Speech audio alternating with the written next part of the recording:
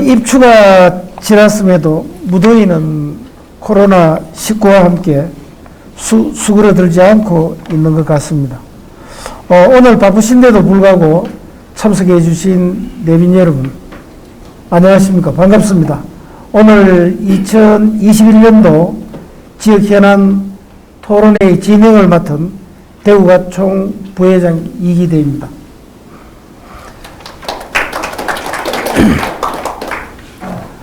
전력 반도체를 중심 주제로 지역의 주요 산업인 자동차 부품과 지역 자동차 산업의 미래를 모색하기 위하여 자동차용 전력 반도체 부품과 지역 자동차 산업의 미래라는 주제로 지금부터 한국가총 대구지역연합회 2021년도 지역 현안 토론회를 시작하겠습니다. 먼저 국민 의례가 있겠습니다. 모두 국회에 대하여 경례.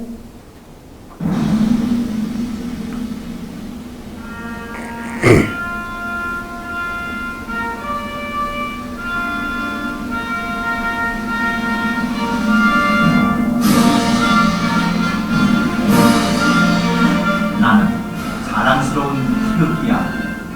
자유롭고 정의로운 대한민국의 무한 영광을 위하여 충성을 다할 것을 굳게 다짐합니다.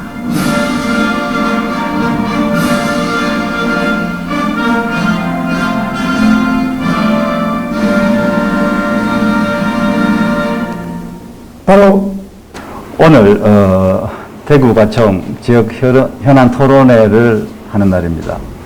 매년 1년에 한 번씩 하는데요. 금년도 올해 주제는 방금 사회자가 말씀하신 대로 자동차용 전력 반도체와 지역의 자동차 사업은 무엇인지 오늘 지역 현안 토론회 주제로 준비를 했습니다. 사실 오늘 주제 선정은 여기 오늘 오신 양금희 의원님께서 제안을 해 주셨습니다. 작년에도 오셔가지고 쭉 토론에 참석하시면서 좋은 말씀 많이 하셨는데, 금년에 저하고 대구가총 임원 몇 분이 양금희 의원님 계시는 북구 사무실에 방문해가지고, 올해 그 대구 지역 현안이 주로 뭔지, 그리고 토론회 한번 해야 되는데 무엇을 주제로 하면 좋겠는지 미리 협의를 거쳤습니다. 그래서 양 의원님께서 반도체가 어떠냐 이렇게 말씀하시고 해서 우리가 대구가총에서 반도체를 한 번도 해본 적이 없습니다. 그래서 상당히 좋겠다. 우리가 미처 생각도 못한 건데, 그래서 오늘 준비를 했고, 오늘 또 귀하게 또 관련되는 반도체 권위자이신 이정희 교수님께서 나오셔서 좋은 말씀 많이 해주실 것으로 기대하고 있습니다. 사실 여러분들께서 잘 아시지만은 우리 한국은 반도체 강국입니다. 최소한 메모리 분야에서는 누구도 부인할 수 없는 그런 반도체 강국입니다. 제가 이제 적어왔습니다만은 글로벌 마켓 시야를 보면은 메모리 반도체 D램은 물량 70%고 낸드 플래시가 45%가 한국 기업들이 생산합니다. 이것은 그 1992년에 삼성전자가 64메가 D램을 개발한 후에 지금까지 30년 가까이 최소한 메모리 반도체 분야에서는 우리가 종주국 위치를 견지하고 있습니다.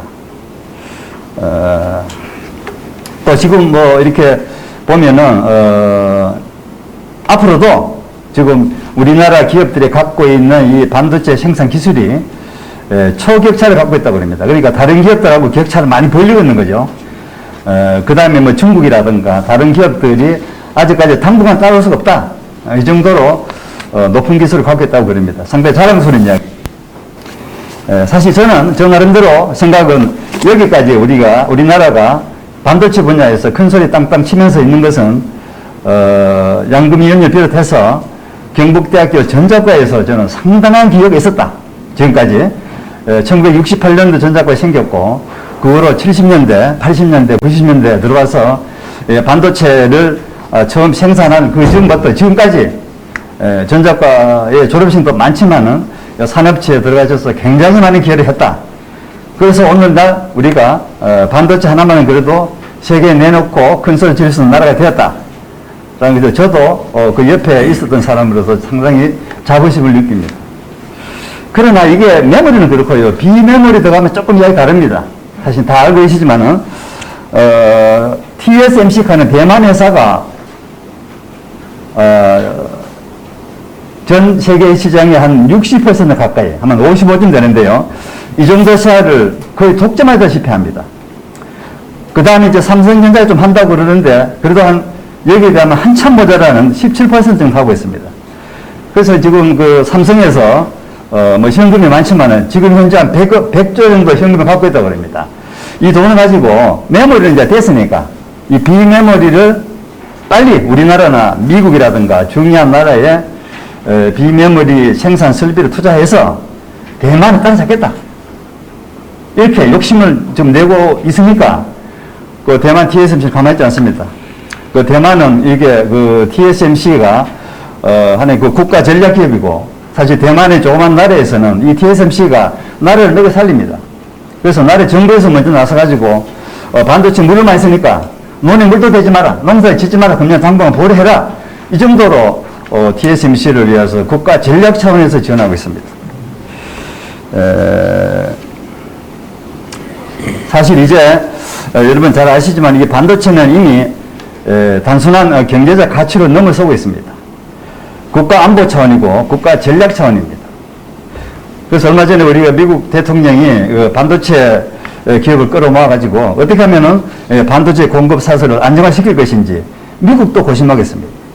그래서 지금 방금 제가 말씀드렸던 메모리 반도체 대한민국, 그 다음에 비메모리 타이완 이 등등 주요 생산국을 끌어모아서 어쨌든 간에 중국에 맞서서 반도체 공급 사슬을 안정화시키는 것이 미국뿐만 아니고 우리나라도 상당히 중요한 과제가 되었습니다.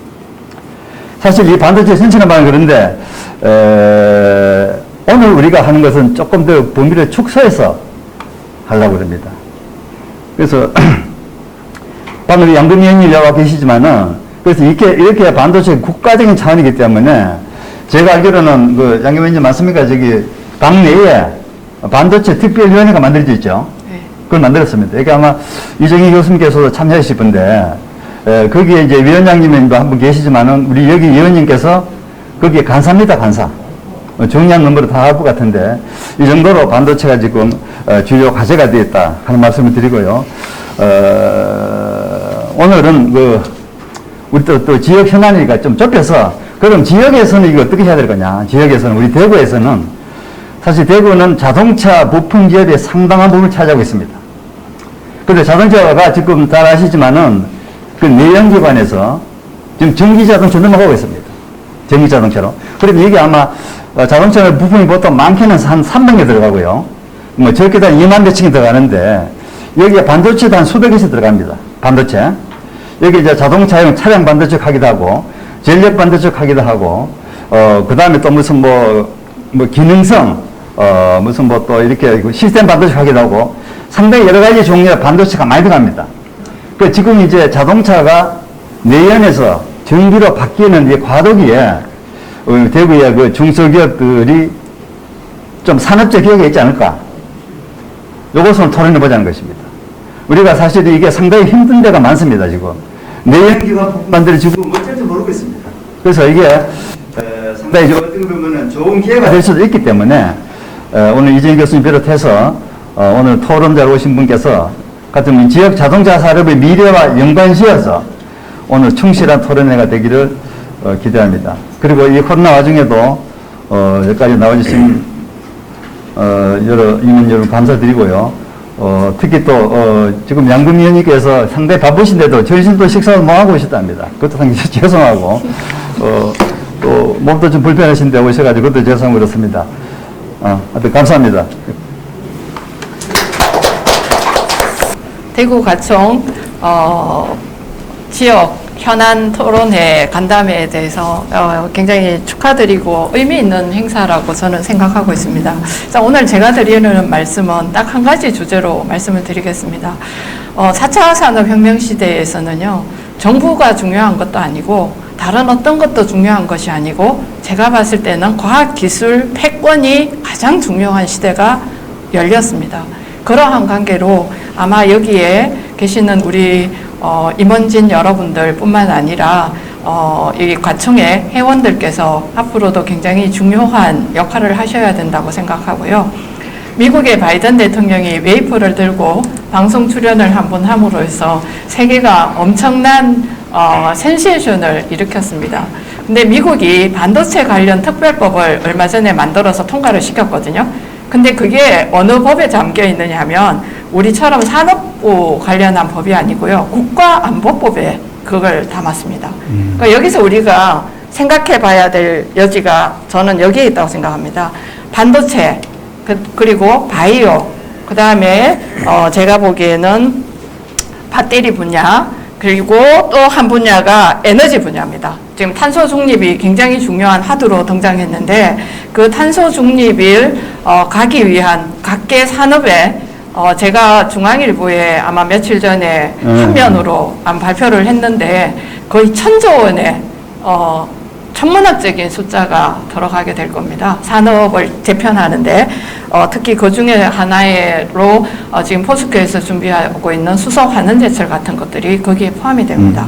이러한 분야에 앞으로 점점 더 세계는 글로벌 밸류 체인을 벗어나서 자기 나라만의 첨단 기술을 안보화하고 자기의 기술로 가지려고 하는 그러한 형태의 여러 모습들이 점점 더 강하게 저는 나타날 것이라고 생각합니다. 그 중에 하나의 예가 이번에 미국이 대만의 문제에 적극적으로 개입을 하고 있잖아요. 그 이유는 딱 한 가지입니다. TSMC 때문입니다. 아주 극단적으로 표현하면 그렇게 표현할 수 있습니다. 미국에서 생산되어지는 모든 미사일이라든지 아니면 국가안보와 관련되어지고 있는 소재 중에 하나인 TSMC에서 생산되어지는 반도체, 그것이 예를 들어서 중국이 대만을 침공해가지고 생산을 못하게 되면 미국 사회가 전체가 멈추게 됩니다. 그러한 것을 보고 지금 미국이 대만에 그렇게 적극적으로 개입을 하고 있다고 생각을 하시면 됩니다. 우리나라에도 그러한 산업들이 있습니다. 반도체 분야, 특히 삼성, 하이닉스 반도체, 그리고 배터리 분야, 이런 분야, 그리고 앞으로 이제 초고속 성장을 하게 될 저는 바이오 분야, 이런 것 등이 북한이 우리나라를 침공할 수 없게 만드는, 그리고 미국과 일본과 자유우방이 함께 손잡게 만드는 그러한 강력한 무기의 역할을 저는 앞으로 할 것이라고 생각하고, 그 분야에 지금 여기 계시는 분들의 역할들이 굉장히 중요할 것이라고 생각하고 항상 감사한 마음이고, 그리고 저 같은 사람이 공부할 수 있는 여건들 속에는 아마 여기 계시는 교수님들과 많은 분들의 사랑과 아마 이렇게 지도가 있었다고 생각하고, 저도 앞으로 이런 분야를 산업화하는 데 있어서 굉장히 많은 에너지와 노력을 가지고 입법 활동을 하겠다는 말씀을 드리면서 인사에 가늠하겠습니다. 그리고 아까 제가 조금 전에 축하를 하자고 같이 말씀드렸는데요. 그 내용이 뭐냐 하면 우리나라 국가에서 로봇 산업과 관련되어지는 테스트 필드 부지를 공모를 했어요. 산업부에서. 했는데 이 공모 산업이 총 예산이 얼마인가 하면 3천억입니다. 그러니까 국가에서 공모 사업으로 만들어져 있는 특히 이런 산업부 쪽이나 중기부 쪽의 예산 중에는 가장 큰 예산 중에 하나입니다. 근데 이게 이번에 대구가 오늘 선정된 게 발표가 됐어요. 그래서 제가 가기부 차관한테도 전화드리고 로봇산업진흥원장 심지어는 저 위에 우리 당은 아니지만 총리님 쪽에도 전화드리고 이렇게 했는데 오늘 됐다고 먼저 저한테 연락을 주셨어요. 그래서 이제 이 3천억이라고 하는 산업 자체가 우리 대구에 어떤 저는 경제적인 활력을 만드는 역할과 또한 새로운 인력들이 대구 지역에서 대학을 졸업하는 많은 젊은이들에게 좋은 일자리가 저는 제공될 거라고 생각하고, 앞으로 제가 해야 될 일은 이 산업부 과제로 3천억이 됐는데요. 이거를 우선 과기부하고 또 협의 가는 과정이 필요합니다. 과기부하고 협의를 할 때 예타가 있고 그게 기재부하고 관련이 있습니다. 그 부분에 있어서 더 많은 예산을 타올 수 있도록 열심히 적극적으로 노력하겠습니다. 감사합니다.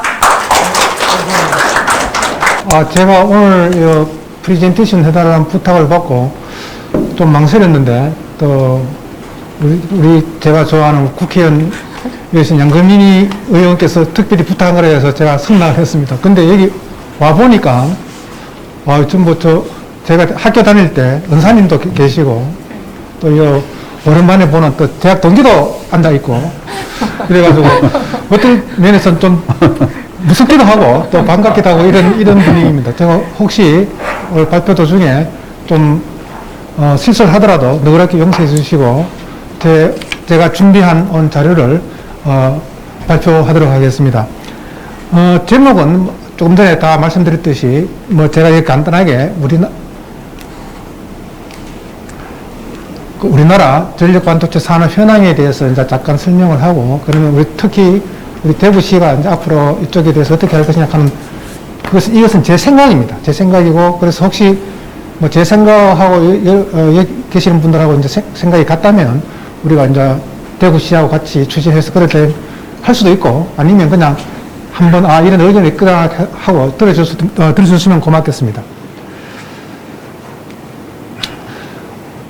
제가 이제 부탁을 받았는데, 전력 반도체 이야기를 하기 전에, 전체, 우리나라, 전체 반도체가 어떤 것이냐 하는 현황을 좀 해달라고 그래서 제가 간단히, 한 5분에 걸쳐서 그 반도체에 대한 이야기를 좀 하고요. 그런 다음에 이제 전력 반도체가 왜 필요하냐. 그리고 그 전력 반도체 중에서도 제가 특히 관심 있어 하는 부분이 바로 여기 화물 반도체입니다. 그리고 이쪽으로 하고, 그래서 마지막에 이제 결론적으로 이 화물 반도체 연구 동향이 앞으로 어떻게 갈 것인가, 그리고 그냥 우리 지역 사업하고 어떻게 연결시킬 건가에 대해서 결론을 내고 이제 마치도록 하겠습니다. 조금 전에 우리 최 회장님께서 다 말씀드렸듯이 반도체는 크게 나누어서 메모리 반도체 혹은 비메모리 반도체 가지고 하는데, 이 분류 자체가 엄밀히 말하면 잘못된 것입니다. 반도체는 그냥 시스템 반도체 안에 여러 가지 종류가 있다고 생각하게 됩니다. 메모리 반도체 하는 것은 반도체 중에서 아주 적은 부분입니다. 한 시장이 좀 전에 말씀드렸듯이 한 20에서 30%밖에 안 되고, 대부분의 반도체는 비메모리에 해당하는 시스템 반도체 하는 거하고, 그리고 여기 광 혹은 개별 소재로 되어 있는데 이런 것들로 분류가 되어 있습니다. 그래서 대개 보면은 메모리는 종류가 굉장히 간단하죠. 주로 이제 D램이라든지 간혹 가다가 이제 SRAM 하는 것도 있는데, 그리고 대부분 랜더 플래시인데 이것은 주로 데이터를 저장하는 용도로만 쓰입니다. 근데 대부분의 반도체는 우리가 컴퓨터 칩이라든지 또 로직 회로 또 아날로그 정폭 회로라든지, 그리고 각각 개별 소재 센서인데 여기 개별 소재 여기 보면은 이제 전력 반도체가 여기 한 분야가 들어가게 되겠습니다. 그래서 이렇게 많은 종류가 있는데, 우리나라는 불행하게도 메모리 반도체는 굉장히 잘하고 있습니다. 아직도 잘하고 있고 앞으로 잘할지는 모르겠습니다. 앞으로는 많은 도전을 받을 것 같습니다. 근데 이 시스템 비메모리 반도체는 굉장히 취약합니다. 취약하고 앞으로 또 많이 해야 될 그런 분야입니다. 그래서 이 특성을 보면은 이 메모리 반도체는 우리나라 대기업이 하기 딱 좋은 구조로 되어 있죠. 소품종의 대량 생산. 그래서 삼성이나 하이닉스는 대량 생산하는 그런 구조가 되어 있습니다. 근데 그에 비해서 이 시스템 반도체는 굉장히 종류가 많습니다.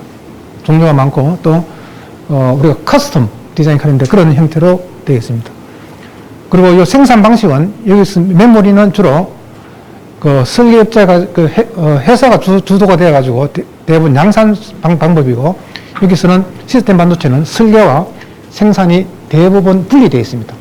이건 나중에 다음 장에 설명하겠습니다만은, 우리가 주로 설계를 하는 회사를 우리가 팹리스라고 하고, 그리고 이 생산을 하는 것은 조금 전에 이야기했던 TSMC 같은 우리 파운드리 업체가 주로 담당하게 되어 있습니다. 그래서 많이 분리되어 있습니다. 근데 이 메모리는 같이 하고 있죠. 설계도 하고 생산도 하고.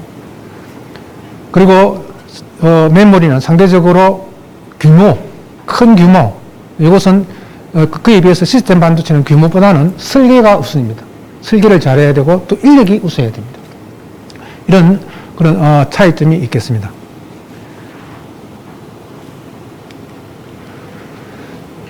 자, 그러면 세계 반도체 시장 규모를 보면은 전체 반도체 시장이 한 2025년 정도 되면은 한 6천억에서 7천억 달러 되고요.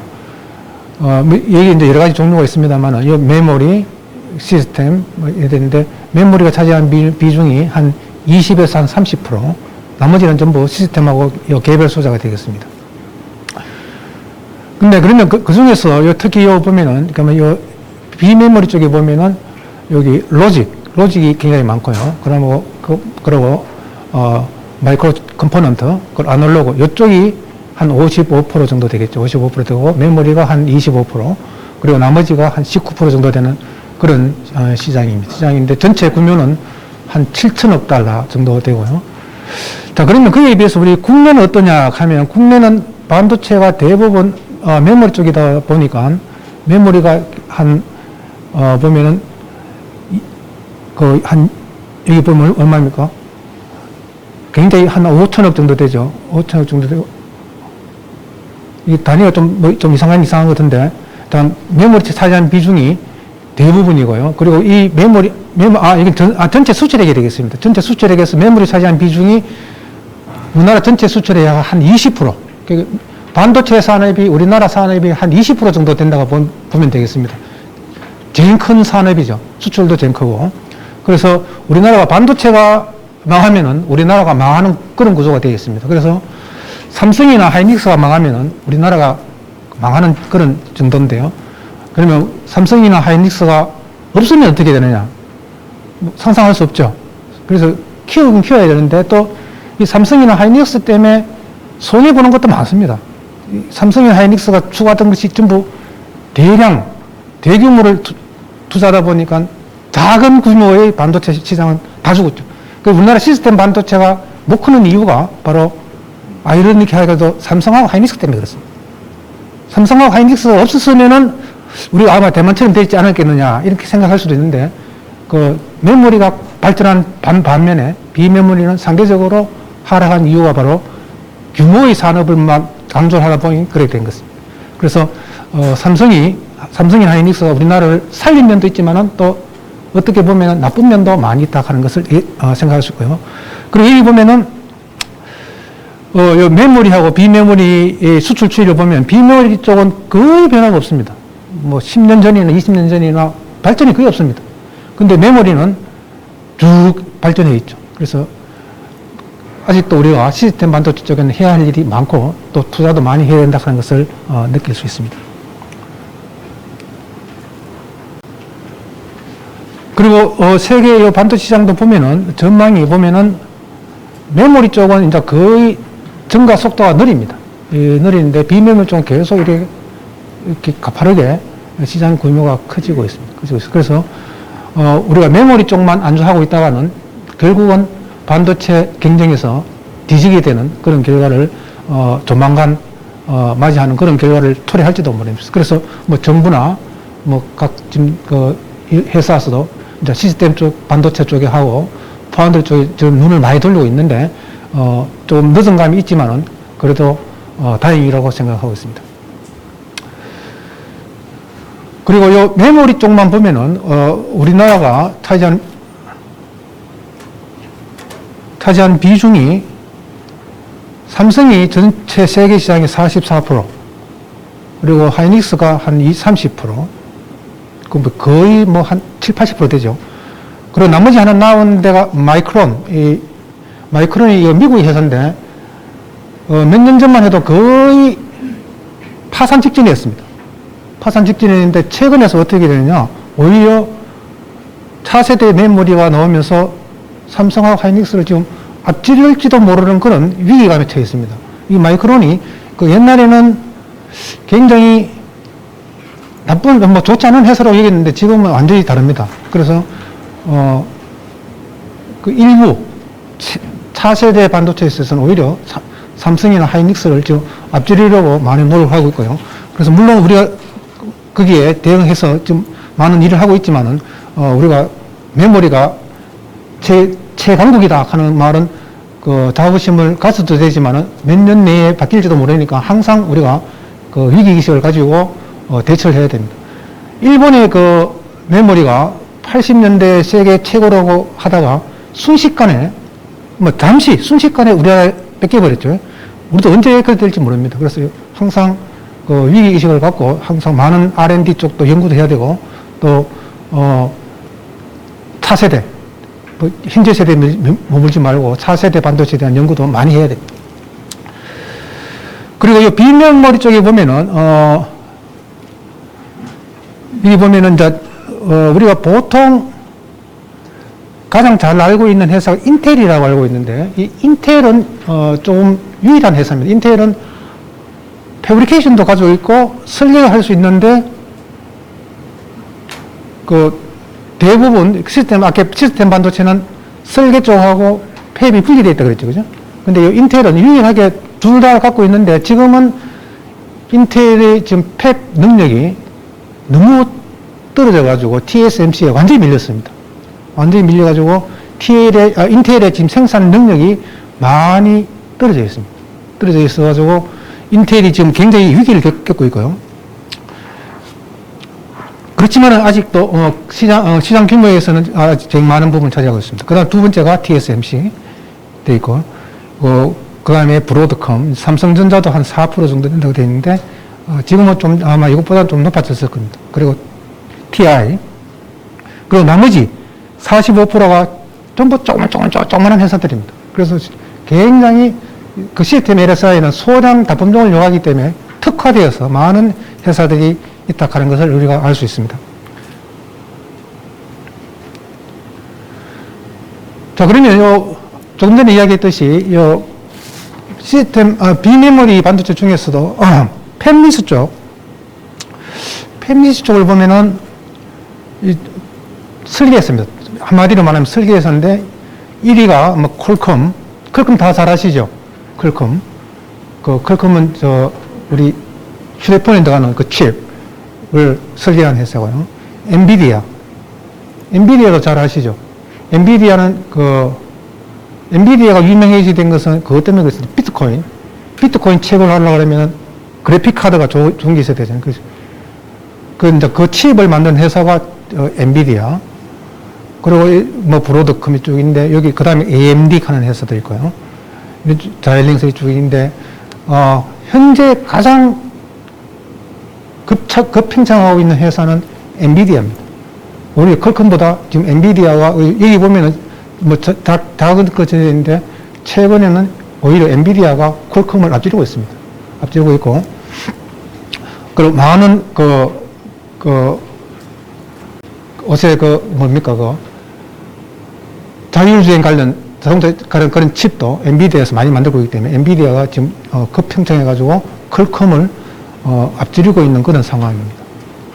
자, 그러면 우리나라의 팹리스는 어떻게 되어 있느냐 하면은 유일하게 지금 그래도 어느 경쟁력 갖추고 있는 회사는 실콘웍스 한 19위 정도 됩니다. 세계 19위 정도 되는데, 그리고 나머지 팹리스 회사는 뭐 있으나 마나한 그런 전부 영세 업자들입니다. 그래서 그나마 이 실리콘웍스가 좀 이제 어느 정도 경쟁력을 갖춘 그런 회사인데, 이 실리콘웍스는 원래 전신이 LG 반도체가 있었던 사람들이, 설계하는 사람들이 나와서 만든 그런 회사인데, 그렇지만은 이제 아직도 많이 뒤쳐져 있죠.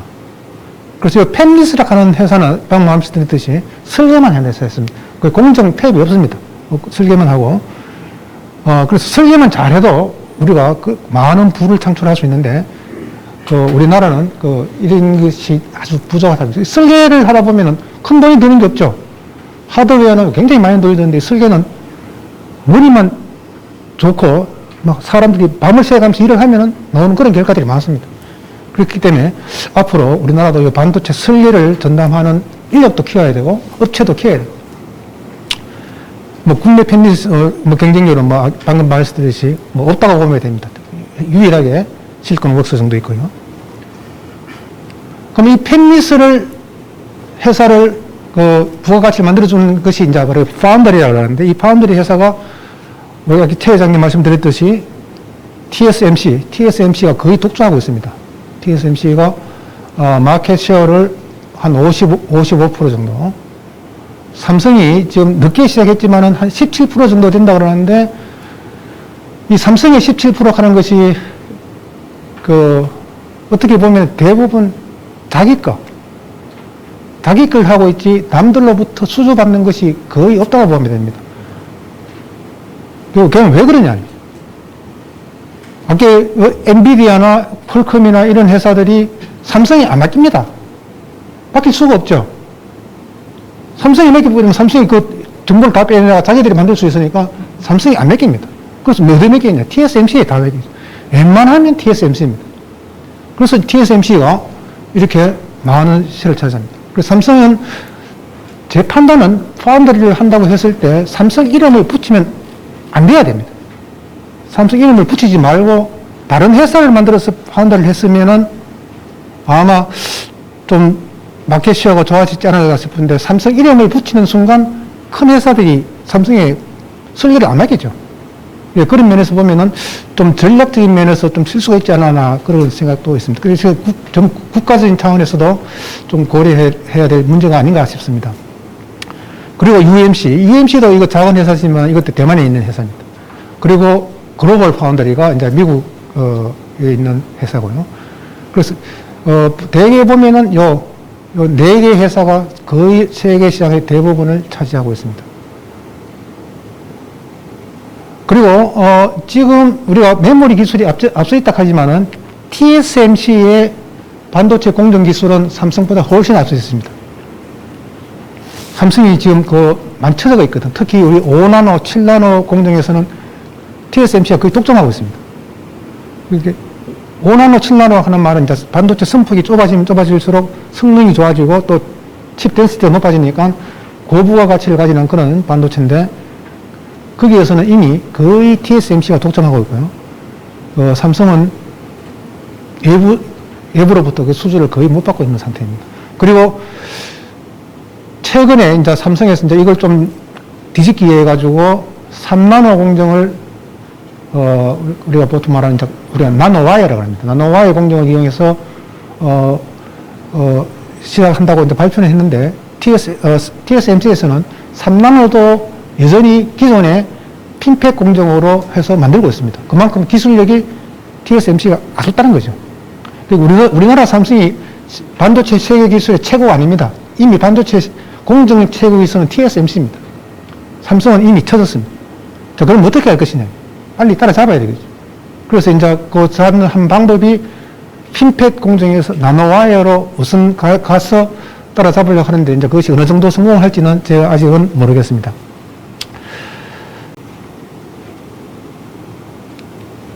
이것이 이제 삼성의 평택에 아마 평택이 싶은데 평택에 있는 이제 새로 이제 만든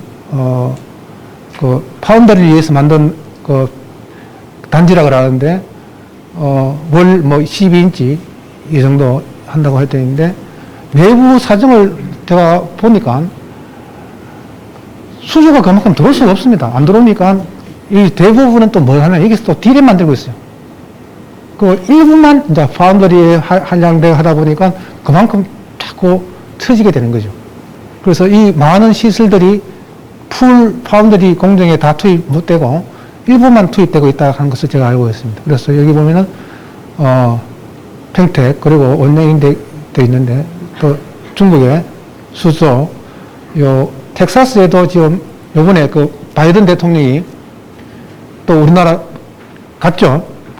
가가지고 또 투자하겠다고 하고 바이든이 또 이를 시아가 박수치고 이러는데 거기에 아마 삼성이 아마 요 텍사스에 아마 파운드리를 공장을 지을 것 같습니다.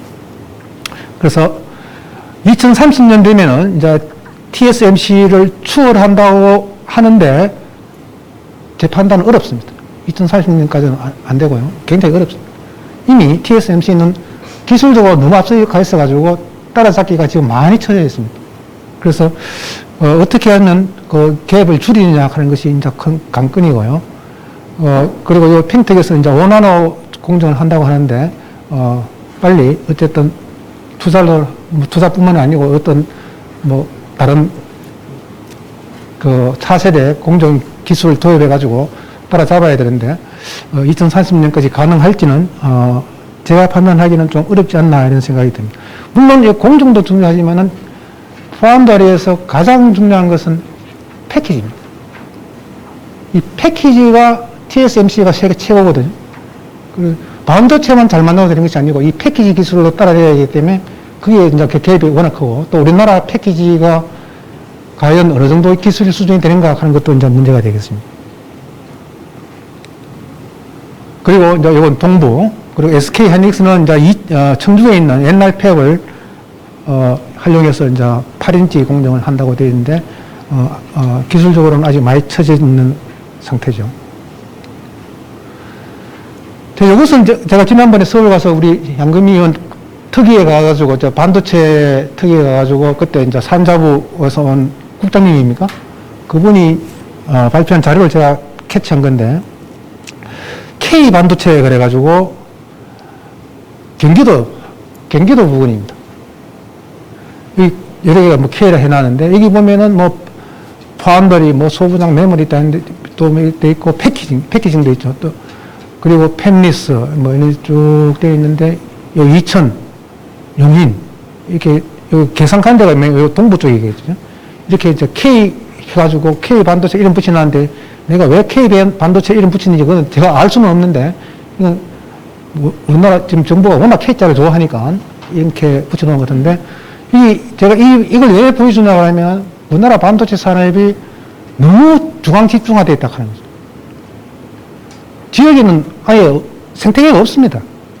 생태계가 없어가지고 그 모든 반도체 시설이 왜 중앙에 다 있어야 되느냐 하는 것도 큰 문제고요.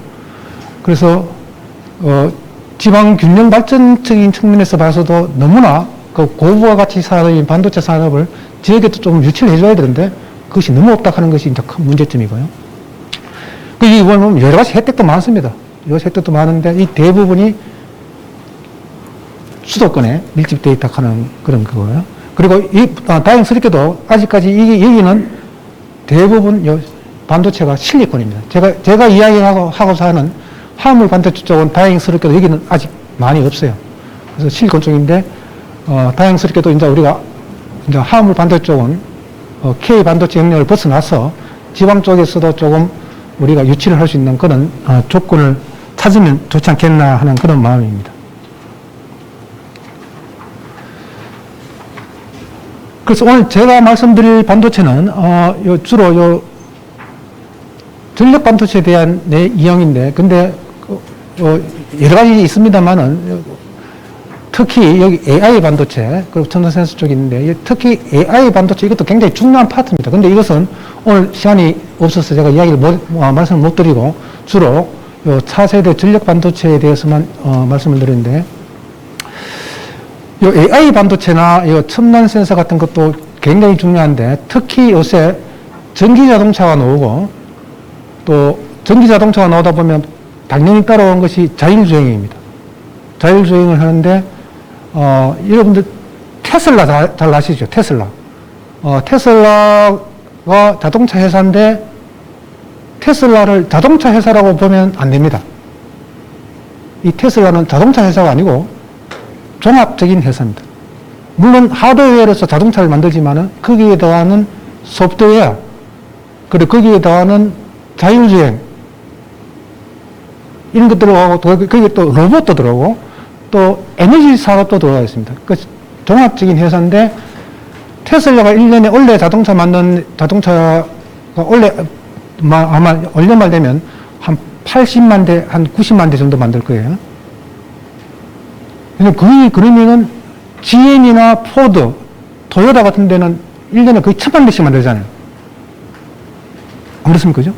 근데 테슬라의 시가총액이 GM, 포드보다 두 개 합친 것보다 훨씬 더 큽니다. 차는 100만 대도 못 파는데 그건 왜 그래 되냐? 이 테슬라가 하는 것이 종합적인 회사이기 때문에 그렇습니다. 즉 하드웨어도 만들고 소프트웨어도 갖춰져 있고 또 서비스도 하고 있고 에너지도 관련되어 있기 때문에 아까 배터리 이야기 나왔었죠. 배터리 산업도 있고 그 하다 보니까 이 테슬라가 굉장히 급성장하고 있는 그런 회사죠. 우리 애플 스티브 잡스 알죠? 스티브 잡스가 하나의 그 휴대폰 조그마한 데서 생명을 잃었다면은 테슬라의 일론 머스크는 큰 시스템을 지금 소프트라이즈 해가지고 만드는 그런 천재적인 그런 사람이라고 보면 되겠습니다. 우리가 스티브 잡스가 천재라고 생각했듯이 머스크도 거기에 버금가는 그런 사람이고, 그런 사람이 나와서 지금 그 산업을 이끌다 보니까 급성장하고 있는 그런 분야가 바로 자율 자동차를 가진 전기 자동차. 거기에 필요한 것들이 어떤 거냐가 하면 바로 AI 반도체. 그리고 센서들, 이런 것들이 있고, 거기에 덧붙여서 전력 반도체는 이 하드웨어를 구현하기 위한 반도체가 바로 전력 반도체가 되겠습니다. 이 전력 반도체는 주로 이제 많이 쓰는 데가 방금 이야기한 자동차라든지, 그리고 4세대 통신, 뭐 6G, 5G 같은데, 그리고 항공 우주, 그리고 에너지 사업 이런 데에 들어가는데, 여기에 들어가는 전력 반도체가 실리콘으로 만들 수도 있고, 그리고 4세대 반도체인 갈륨 나이트라이드라든지 실리콘 카바이드 같은 것으로 주로 만들게 되겠습니다. 자, 그러면은 전력 반도체가 왜 필요하냐 하면은 우리가 기존에 20세기에서는 우리가 그 에너지도 화력 발전이라든지 화석 연료로 만들었고요. 그리고 자동차도 움직일 때 가솔린, 그리고 유선통신 이런 생활과정 이런 것이 되어 있는데, 이제 21세기가 되면서 이제 온실 효과라든지, 그리고 카본 이런 것 때문에 화석 연료 대신에 이제 대체 에너지, 즉 뭐 솔라 에너지라든지 아니 풍력 이런 것들로 대체되고 있고요. 또 가솔린 자동차가 전기 자동차로 바뀌고 있고, 그리고 이런 가전 제품 이런 것들이 이제 스마트한 통신 기기 쪽으로 바뀌고 있는데, 그럼 이런 것들을 하기 위해서는 뭐가 필요하냐 이거죠. 이런 것들 구동하기 위해서는 고효율을 가지는 전력 반도체가 필요합니다.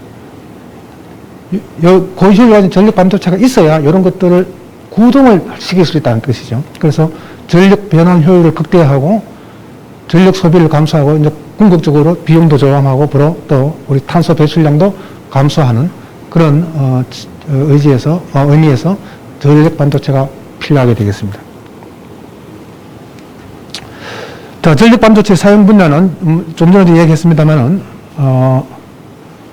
여기 보면은 신재생 에너지, 태양연료라든지 다른 연료전지, 그리고 송배전, 그리고 수송이나 어떤 산업기계에 쓰이는 산업, 그리고 가장 많이 쓰인 데가 바로 이 자동차 분야입니다. 이 자동차 분야에는 하이브리드라든지, 그리고 그냥 순수한 전기자동차, 이런 것들에 쓰인 전기자동차에 가장 많이 쓰이는데 주로 이제 구동, AC, 자동차를 움직이기 위한, 모터를 움직이기 위한 AC, DC 인버터라든지 이런 데에 수요가 가장 많고요. 자, 그러면은 이 전력 반도체가 있음으로 인해서 어떤 장점이 있느냐. 예를 든다면은, 우리 500km를 달릴 수 있는 자동차가 있다 하면은, 만약에 우리가 좋은 전력 반도체를 활용하면은 550km를 달릴 수 있고, 궁극적으로는 이것보다 한 600km를 달릴 수 있다 하는 말은 그만큼 배터리 소모량도 줄이고 모든 측면에서 경제적인 효과가 많겠죠. 그래서 우리가 전기 자동차만 있었으면 배터리하고 있으면 되는 것이 아니고, 여기에 들어가는 고효율의 구동 반도체가 있어야 된다. 그것이 바로 우리가 전력 반도체라고 보면 되겠습니다. 자, 근데 이 전력 반도체 시장 규모는 한 5조 정도 됩니다. 우리나라 돈으로 한 5조 정도 되는데, 업계 전체 반도체 시장의 업계 한 10분의 1 정도 된다고 보면 되겠습니다. 10분의 1. 업계 시스템 반도체 한 10분의 1 정도 된다 해서 어떻게 보면 굉장히 큰 시장이죠. 시스템 반도체 중에서 수십 개의 종류가 있었는데 그 반도체의 한 10분의 1 정도 되는 그런 시장이 바로 이 전력 반도체입니다. 근데 불행하게도 이 전력 반도체에도 뭐 여러 종류가 있습니다만은 대부분의 회사가 우리나라 회사는 안 보이죠. 독일의 인피니언, 그리고 온세미, 미국, 그리고 나머지는 뭐 또 유럽의 몇 회사가 있고, 전부 일본 회사들이 많습니다. 일본 회사들이 많습니다. 특히 그 중에서 인피니언이 독보적으로 전력 반도체 분야에서는 독보적인 행보를 하고 있고요. 그 인피니언은 그 옛날에는 그 일반적인 범용 반도체도 만들었으면 지금은 완전히 이쪽으로 특화되어 있습니다. 그러면 우리나라는 지금 여기에 뭐 감당할 수 있는 회사는 없는데, 그러니까 기술은 어느 정도 되느냐? 기술은 약 선진국이 한 70% 정도 된다고 돼 있는데, 이것은 뭐 연구하는 차원에서의 그 정도의 연구입니다. 근데 실제 생산 능력은 뭐 없으니까 뭐 어떻게 비교할 수가 없죠. 비교할 수 없지만은, 그렇지만 다행스럽게도 아직 연구 인력은 어느 정도 있고, 그리고 그 인력적인 측면에서는 선진국이 한 70% 정도 되니까 지금이라도 시작하면은 늦지 않다 하는 거죠.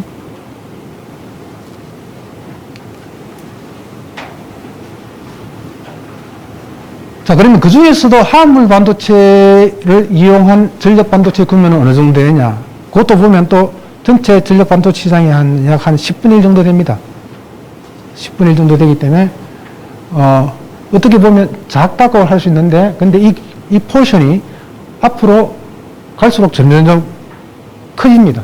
그 커지는 이유가 바로 전기 자동차의 출현 때문에 이쪽에 그 용도가 점점 더 많아지게 되겠습니다. 그래서 우선 여기 보면은 가장 많이 차지하는 분야가 바로 여기 분홍색으로 되어 있는 그 전기 자동차에 관련된 것이 시장이 가장 크죠. 가장 크고, 뭐 나머지 여러 부분에 있으면 그 우리가 대부분의 전력 반도체는 자동차용이라고 보면 되겠습니다. 자동차용 보면 되겠고, 나머지 뭐 다른 분야도 있지만은 여기 있는 그 대체 에너지 용도 있지만은 대부분 시장은 자동차용이라고 보면 되겠고요. 자, 그러면 이 구조 중에서도 그냥 우리가 화합물 반도체 중에 우리가 대표적인 반도체가 실리콘 카바이드하고 갈륨 나이트라이드가 있는데, 조금 전에 우리가 말했던 그 반도체는 실리콘이라고 보면 되겠습니다. 그럼 실리콘을 제외한 화합물 반도체는 그 중에서도 이제 크게 SiC와 갈륨 나이트라이드인데, 아직까지는 SiC가 더 많습니다. 이 갈륨 나이트라이드는 한 요 정도밖에 안 됩니다. 갈륨 나이트라이드 그만큼 이제 늦게 시작했고, SiC는 실리콘보다 늦었지만은 그래도 갈륨 나이트라이드보다는 한참 아직도 역사가 깁니다. 역사가 길기 때문에 현재의 시장은 SiC 시장이 더 크고요. 근데 이 갈륨 나이트라이드 포션이 이제 점점 앞으로 커지는 것으로 이제 모두를 예상하고 있습니다.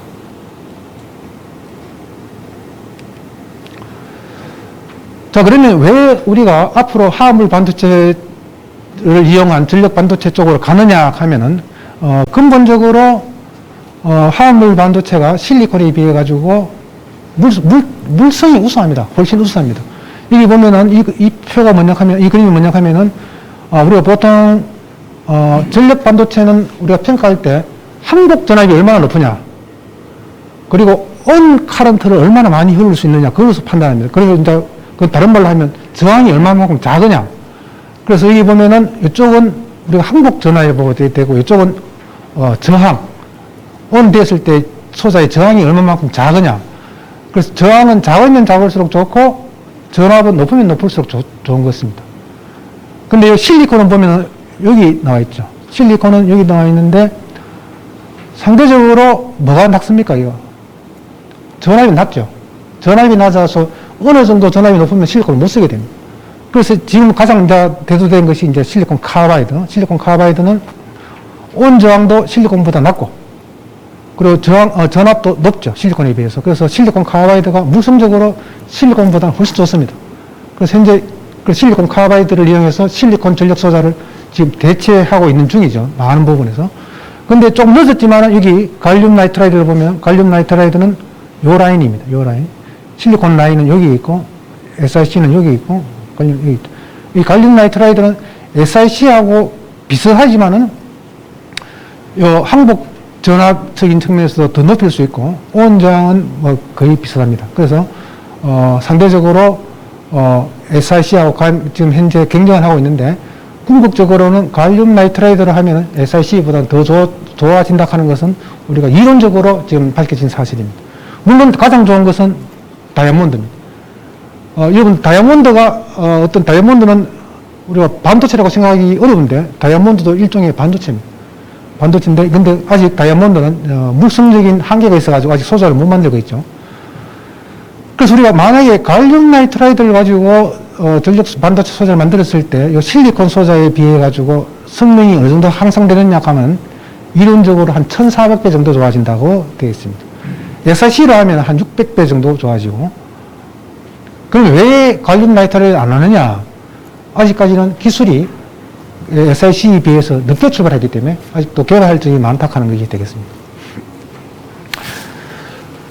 그래서 결론을 말씀드리면요, 화합물 반도체는 그 낮은 온저항을 가지고 있으며 그 높은 항복 전압을 가지고 있기 때문에 시스템의 크기와 무게를 줄일 수 있다 하는 것입니다.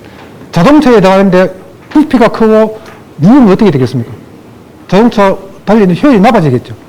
그래서 무게도 줄일 수 있고 부피도 줄일 수 있기 때문에 그만큼 자동차 사업에 유리하다는 것이 되겠죠. 한 예를 들면은 만약에 우리가 자동차에 대한 부분 중에서 실리콘 컨버터를 썼을 때는 볼륨이 한 760, 그리고 무게가 한 2.0 되는데 개인으로 쓰면은 이만큼 줄일 수 있다 하는 거고, 만약 또 20kHz에서는 그 한 반 정도로 더 줄일 수가 있죠. 그래서 부피도 줄일 수 있고 무게도 줄일 수 있고, 또 하나의 장점은 갈륨 나이트라이드라는 SiC는 우리가 보통 밴드갭 에너지라고 합니다. 이 밴드갭 에너지가 크기 때문에 열에 강합니다.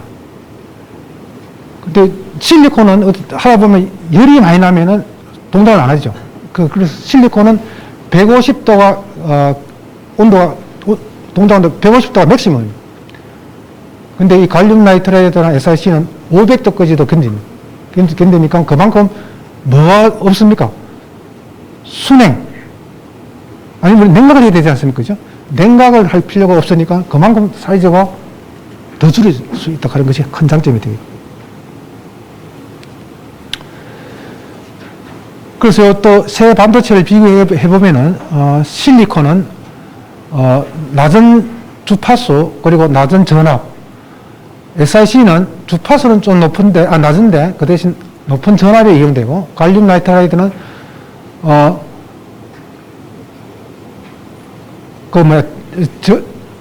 전압은 좀 낮은데 그 대신 주파수를 높은 영역에서 쓸 수 있습니다. 그래서 여기 보면은 SiC가 커버하고 있는 영역이 자동차를 비롯해서, 그리고 여기 보면은 이제 전기 철도, 그리고 여기 보면 굉장히 큰 볼테이지를 요구하는 그런 데 SiC를 쓰고요. 요 갈륨 나이트라이드는 자동차를 비롯해서 이제 데이터 센터라든지 혹은 PC 같은 데, 이런 데 갈륨 나이트라이드가 적합하다 하는 것이 되어 있습니다. 그래서 특히 이 자동차 분야에 비해 가지고는 현재 실리콘 카바이드하고 갈륨 나이트라이드가 현재 경쟁한다고 보면 되겠습니다. 시간상 구조에 대해서는 이건 너무 또 전문적이 돼서 생략하겠는데, 이것은 실리콘을 이용한 전력 반도체, 이것은 실리콘 카바이드를 이용한 전력 반도체, 그리고 겐을 이용한 전력 반도체인데, 이것은 좀 넘어가도록 하겠습니다. 시간 다 됐습니까? 빨리 해서 마치도록 하겠습니다. 그래서 화합물 반도체의 국내의 연구 현황은 어떠냐 하면은 미국이라든지 독일, 유럽 이런 국가들에서는 이미 인프라가 많이 갖춰져 있고요. 특히 여기 보면은 이건 SiC에 대한 연구고, 질화물 반도체에 대한 것도 많은 연구 기관이 있습니다. 그에 비해서, 그리고 이제 각국 이제 연구소 쪽도 있고요. 그에 비해서 우리나라 국내는 어떠냐 하면은 보면 전부 다 물론 업체도 있습니다만은 대부분 중소업체들, 그리고 있다면은 전기연구원 정도가 있고요. 전부 다 중소업체들. 특히 질화물 갈륨 나이트라이드 같은 경우에는 대부분 아직 학교에서 하고 있습니다. 제가 있는 경북대를 비롯해 가지고 서울대, 그리고 에테이 정도에서 하고 있고, 아이브웍스라고 있는데 이 회사에 있지만 이 회사는 아직도 제품을 못 만들어내고 있습니다. 그래서 그렇지만 인프라는 어느 정도 갖춰져 있는데, 그 인프라가 주로 보면은 나노팹 시설에 좀 대부분 같이 수원에 있는 나노팹, 그리고 대전에 있는 종합팹, 이런 것들에, 그 포항에 있는 닌트, 이런 데서 일부가 갖춰져 있고요. 그리고, 학교로서는, 울산 가기원, 그리고 디지스터, 이런 데도 있고요. 우리 또 여기, 그 서울대, 경북대, 전북대, 이런 데서, 기본 인프라는 갖춰져 있지만은, 생산을 하기에는 아직도 거의 불가능한 그런 상태에 있습니다. 그리고 이제 지역별로 봤을 때, 좀 전에, 아까 K 반도체 설명을 했습니다만은, 대부분이 여기가 이제 K 반도체 영역이고요. 그리고, 전주에 가면은 CG트론스 해가지고, 아주 중소기업체 하나가 이제 나트에 관련 이제 전력 반도체를 지금 하려고 시작하고 있습니다. 그리고 강주에 가면 이것도 벤처 회사인데요. 에이프로카라는 이제 회사가 원래 대구로 오기로 했었는데 대구 여건이 그때 안 맞아가지고 할 수 없이 광주로 왔습니다. 이런 것도 보면 안타까운 거죠. 왜 지역에 기본 인프라가 없으니까. 그래서 할 수 없이 광주로 보냈고요. 그렇지만 이제 우리 대구 경북 지역은 보면은 구미에 SK 실터는 있는데 아직까지 이제 투자를 생각 중에 있는 그런 단계이고요. 여기 보면은 이 대구 우리 경북대가 있는데 여기 L&D 전자 우리 김강희 사장님 왔었지만은 대구 지역에 최초로 이제 개인 관련 그 회사가 우리 경북대에 입주해가지고 지금 이제 막 시작하는 단계입니다. 시작하는 단계 되어 있고요. 대장님 작년에 부산에 그 파워 반도체 상용화 센터가 설립이 되었는데 이것이 실리콘 카바이드 쪽을 이용한 것이 되겠습니다. 그리고 창원에 있는 한국전기연구원. 그래서 대구 경북 쪽은 거의 반도체 인프라가 없다고 보면 되겠습니다. 그리고 여기 좀 전에 말씀드렸던 닌트에 있는 실리콘 카바이드하고 부산에 최근에 설립된 이건 정부의 예타 산업으로 만든 과제가 되겠습니다.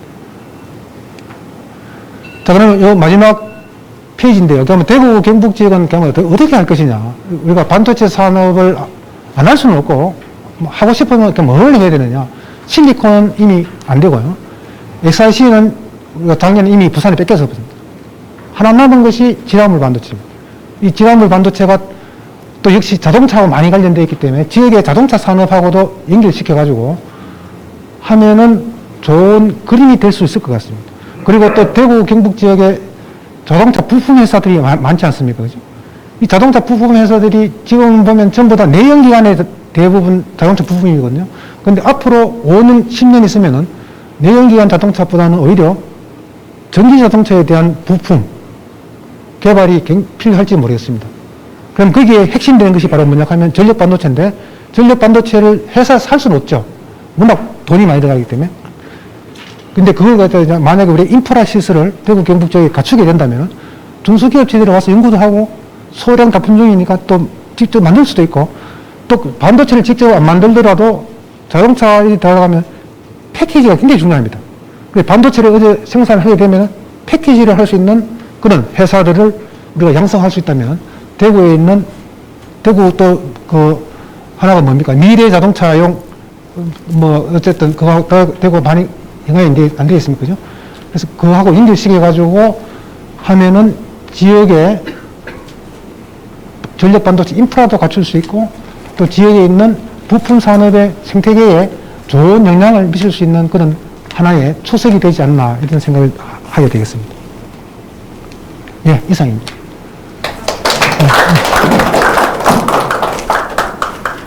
요즘 편히 계십니까? 요즘 코로나도 또 계속 창궐하고 해서 우리 회원님들이 더더욱 그 건강에 조심을 하시고 그리고 또 하는 일, 모든 일들이 잘 됐으면 하는 바람입니다. 오늘은 경북대 이정희 교수를 모시고 전력용 반도체 관련돼서 우리가 특강을 들었고, 그리고 또 여기 이 지역에 이 분야의 각 분야의 전문가, 우리가 연구 그리고 또 산업체 쪽의 전문가 두 분을 모시고 우리가 패널 토론을 하고자 합니다. 30분밖에 안 되기 때문에 시간이 너무 많이 짧다는 느낌이 들지만 그럼에도 불구하고 우리가 좋은 코멘트와 결론 혹은 또 질의를 만들어내면 뭐 지금은 안 계시지만 우리 양금희 의원님께서 빠르면 올해 가을 국회나 뭐 늦어도 내년 가을 국회에는 우리 지역의 이런 그 좋은 그런 사업에 대해서 충분히 아마 노력을 하실 거라고 생각이 됩니다. 자, 그러면 우리가 우리 패널 두 분이 계시는데요. 제가 그 패널이 그 말씀을 하실 그 코멘트를 제가 조금 먼저 봤더니만 아무래도 우리 이문희 연구실장님부터 먼저 이야기를 하는 것이 내용상 맞을 것 같아서 먼저 부탁을 드리겠습니다. 이문희 연구실장님께서는 지금 대구 경북연구원의 산업혁신연구실장으로 계시고 2006년에 공학박사, 멀티미디어 공학으로 공학박사를 받으시고 2018년에 영국의 코벤트리 대학교 비즈니스 스쿨에 가서 연구를 하셨습니다. 그리고 뭐 상당히 많은 활동을 지금 하고 계시는데요. 한국진흥시스템학회 이사부터 시작해서 공정거래위원회 자문위원까지 상당히 많은 역할을 하고 계십니다. 그래서 우리 이문희 연구실장님으로부터 그 실장님이 생각하는 우리 지역에서의 전력 반도체에 관련된 여러 가지 뭐 생각들을 좀 듣도록 하겠습니다. 우선. 예, 인사드리겠습니다. 이문희입니다.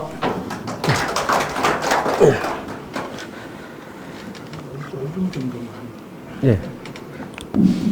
예, 이 귀한 자리에 초대를 해주셔서 너무 감사드립니다.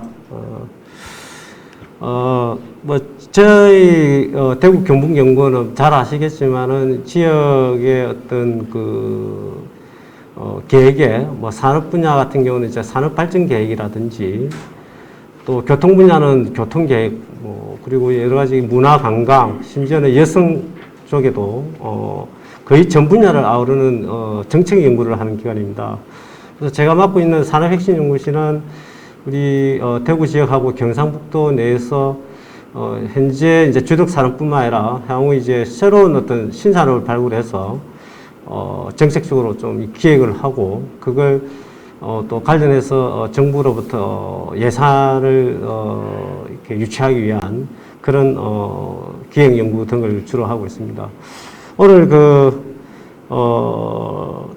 저 이정희 교수님께서 발표하신 전력 반도체 이 분야도 마찬가지로 향후 그동안 우리가 반도체라는 게 뭐 아주 오래전부터 이미 이 국가의 어떤 이 주력 산업으로서 이미 자리를 매기고 했는데 최근에 이제 파운드리 문제라든지 또 이 반도체의 크게 이 트렌드가 두 가지 변화가 있지 않습니까? 그런 변화 속에서 조금 뭐 위기라는 그런 이제 목소리도 나오고 있는 그런 상황에서 어떻게 보면은 전력 반도체의 어떤 신산업 품목을 발굴한 그런 자리가 아닌가라는 그런 생각이 되어집니다.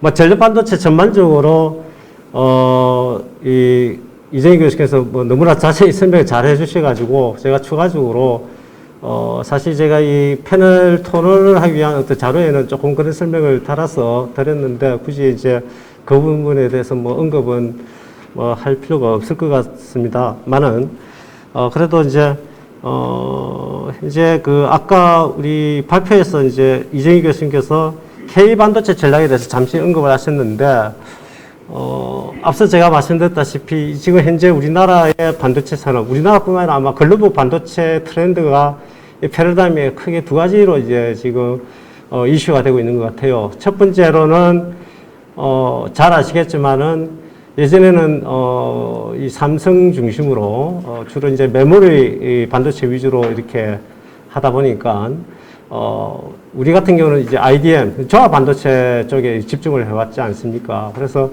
팹리스라든지 또는 파운드리라든지 이렇게 별도의 어떤 사업 영역을 하는 게 좀 많이 약했죠. 근데 지금은 앞서 우리 이 교수님으로부터 들은 바와 같이 TSMC라는 그런 글로벌 이 공용 기업으로부터 파운드리 이 시장이 점점 더 커지고 최근에는 인텔이라든지 이런 기업도 이제 참여하면서 그런 부분에 대한 어떤 집중이 더 가속화가 되고 있는 상황에서 삼성도 이제 파운드리 쪽에 좀 집중을 하겠다라는 그런 비전도 제시하고 해서 2030년까지 아마 제 기억으로는 한 133조 정도 이렇게 투자를 해서 이렇게 산업을 육성하고자 하는 그런 계획을 세운 걸로 알고 있습니다. 또 하나는 뭐냐면은 이 미세공정의 어떤 그 기술 주력입니다. 다시 말씀드리자면은 그동안 우리가 우리 삼성을 중심으로 한 여러 기업들이 물론 일산이라든지 유럽으로부터 장비를 수입해 와서 하기는 했지만은 미세공정 역시도 우리가 거의 최첨단을 달리는 그런 기술력을 보유하고 있었는데 네덜란드의 ASML이라는 기업이 제 기억으로는 아마 98년인가 7년인가 그쯤에 이 EUV라는 장비를 갖다가 개발에 들어간 이후로 지금 완전 상용화돼서 뭐 TSMC뿐만 아니라 우리 삼성에도 그 장비를 팔고 있죠. 근데 그게 앞서 설명이 되었습니다만은 7나노라든지 5나노라든지 3나노처럼 이런 이 나노 시대의 경쟁에 이게 돌입이 돼서 초미세 공정을 누가 이렇게 빨리 확보하고 그 공정에 대한 팹을 얼마나 확보하느냐에 대해서 지금 크게 관심을 두고 있습니다. 그래서 크게 두 가지를 가고 있는데 이 모든 것이 반도체 영역에서 거의 메모리는 물론이고 비메모리 그러니까 시스템 반도체 분야의 일부 프리미엄급 뭐 AI 반도체라든지 여러분들 들고 계시는 갤럭시 아이폰이라든지 이런데 휴대폰에 들어가는 이 두뇌 역할하는 AP 이런 위주의 어떤 그 프리미엄급 반도체 위주로 이렇게 적용이 되는 이쪽에 이제 집중이 많이 되고 있는 거죠. 그러면 오늘 발표된 주제에 해당되는 화물 반도체도 물론 이제 비메모리 그러니까 시스템 반도체에 기반이 되는 화물 반도체가 많은 분야가 있기는 하지만 상대적으로 그동안 이 관심 밖에 있었던 전력 반도체는 그동안 이 정부나 여러 이 관련 이 기획을 하신 분들이 관심 밖이었죠. 근데 최근에 이제 전기 자동차가 급속도로 실용화되고 성장이 되는 과정에서 이게 부상이 되는데 그동안 전력 반도체는 없었던 게 아니죠. 다 있었죠. 있었는데 단지 그 기반이 실리콘 기반이다 보니까 그동안 크게 어려움이 없었는데 이제는 탄소 시대라는 탄소 중립이라는 그런 키워드가 나오고 이제 에너지 뭐 절감뿐만 아니라 효율의 어떤 도모라든지 또 최근에는 5G라는 이동통신 시장의 확대라든지 또 지금 최근 또 6G도 지금 이미 연구가 돌입이 됐죠. 그 외에 뭐 IoT라든지 또 우주 또 이 방위 산업 같은 경우 이런 부분에 대한 그런 이 화물 반도체 특히 이 관이라든지 실리콘 카바이드 같은 이런 소재의 어떤 그 수요가 급격히 증대되고 있습니다. 그러다 보니까 이제 SiC나 칸을 기반으로 한 이런 이 반도체 소재가 지금 관심을 많이 받고 있고 이미 일본이나 유럽의 어떤 독일 같은 나라는 이 부분에 대해서 상당히 투자를 하고 있고 제가 알기로는 이미 중국도 거의 조 단위로 투자를 하고 있는 걸로 지금 알고 있습니다. 그래서 우리는 여러모로 많이 늦지 않았나 하는 그런 생각이 들고요. 근데 최근에 K 반도체 전략이랑 이 내용도 보면은 겉으로는 전력 반도체도 조금 일부 끼어 있고 뭐 여러 가지 끼어 있습니다. 있는데 그건 아주 미미한 수준의 어떤 이 계획이고 투자 예산이고 제가 알기로는 이 전력 반도체 부분은 아마 340억 정도 투입되는 건데 그것도 이미 앞서 소개됐던 부산의 그 전력 반도체 파워 반도체 이 상용화 센터에 이미 예타 사업으로 가기로 했던 사업을 이번에 이제 새로 추가된 것처럼 사실 추가된 게 아니고 이미 가기로 다 확정된 건데 그걸 계획에 포함시켜서 이렇게 발표가 되기도 하고 그래서 그런 걸 보면서 아직 이 정부도 그렇고 이 부분에 대해서 아직 관심은 많은데 그보다 딴 데로 지금 그러니까 앞서 말씀드렸던 그런 시스템 쪽에 더 집중하고 있는 건 아닐까 그런 생각이 들면서 K 반도체 전체 이렇게 많은 돈이 투자되기도 하는데 그 역시도 보면은 따라가기식의 어떤 투자 계획이 대부분입니다. 예를 들면은 EUV 관련해가 지금 세계적인 이슈가 되고 있는데, 그것도, SML의 그 훈련센터, 트레이닝 센터죠. 유치했다. 그 다음에 제재조 센터를 유치했다. 이걸 이제 발표하는데, 그건 다 그냥 오퍼레이트 양성하는 그냥 교육기관입니다. 제재조 센터 같은 경우는 EUV 장비에 대한 어떤 그 유지보수 관리 센터라고 보시면 돼요. 그런데 그걸 정부가 별도의 어떤 예산을 잡아가지고 투자를 한 것이 아니라 이미 기업들한테 투자를 받은 게 대부분이고요. 그 외에도 다른 시스템 반도체 쪽도 삼성이라든지 SK 하이닉스 같은 그런 일종의 우리 빅3 기업이죠. 빅3 기업에 들어가는 기업들이 자체 이렇게 투자하는 그걸 이제 계획으로 하고 이렇게 발표를 한 거예요. 그래서 그런 실제 정부가 돈을 투자하는 거는 거의 없다고 보시면 됩니다. 그래서 그런 부분에 대해서 상당히 아쉬웠는데, 이런 와중에, 저희 연구원에서도 사실, 아직 뭐 공개적으로 이렇게 발표할 시기는 아닙니다만은, 전력 반도체와 관련해가, 그러니까, 비메모리 쪽에서도 그런 프리미어급 반도체가 아닌, 실제로 우리 작년에 그 자동차 이 반도체 이 공급 이 사태가 터진 것처럼, 그런 부분을 대비하기 위한 어떤 실제로 이 그동안 소외됐던 화물 반도체 쪽에 좀 우리가 사업을 집중해야 되지 않냐는 그런 아이디어를 갖고 지금 이제 기획을 지금 하고 있습니다. 그래서 실제로 1월 달부터 기획은 하고는 했었는데 최근에 좀 더 집중적으로 지금 하고 있다는 말씀드리고요.